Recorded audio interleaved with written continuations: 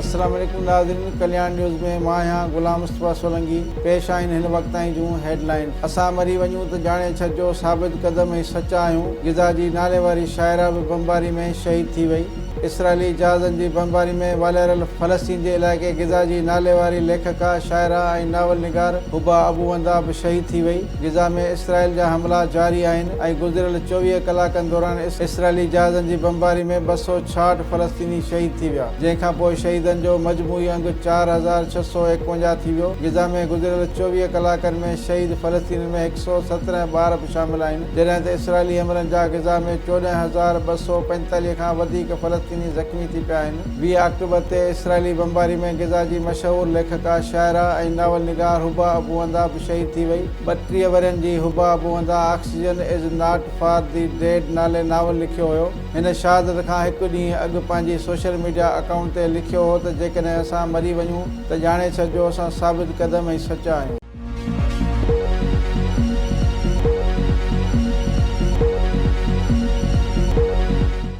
सिंध जे governor Kamran Tessori फ़लस्तीन सां यकजहती जो इज़हार कंदे चयो आहे त मुंहिंजी गवर्नरशिप वञे त वञे, परवाह नाहे, इसराइल ख़िलाफ़ जहाद ऐं बग़ावत जो ऐलान कयां थो। गवर्नर हाउस में फ़लस्तीन सां यकजहती जे इज़हार लाइ रिथियल मेड़ाके खे ख़िताब कंदे कामरान टेसोरी चयो त फ़लस्तीन सां थियल ज़ुल्म ते दिलि रत जा ॻोढ़ा रोए थी।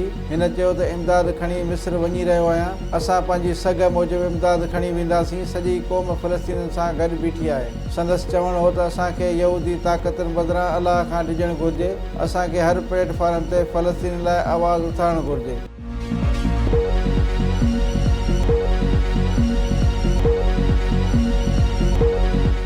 भारत नाकाबिल शिकस्त न्यूज़ीलैंड खे हाराए वर्ल्ड कप में मुसलसिल 5वीं फतह माणे वरिती।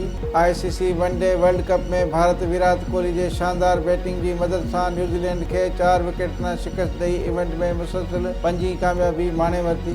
भारत न्यूज़ीलैंड तरफ़ां मिलियल 274 रन्सनि जो हदफ़ 48 ओवरनि में 6 विकेटनि जे नुक़सान ते पूरो करे वरितो। विराट कोहली 95 रन्सनि जी शानदार इनिंग्स खेॾी। रोहित शर्मा 46, जडेजा 39, शरियास 33, राहुल 27 ऐं गुल 26 रन्सूं ठाहियूं। उन खां अॻु न्यूज़ीलैंड ढीरल मचल जे 130 रन्सनि जी मदद सां मुक़ररु ओवर में 10 विकेटनि जे नुक़सान ते 273 रन्सूं ठाहियूं।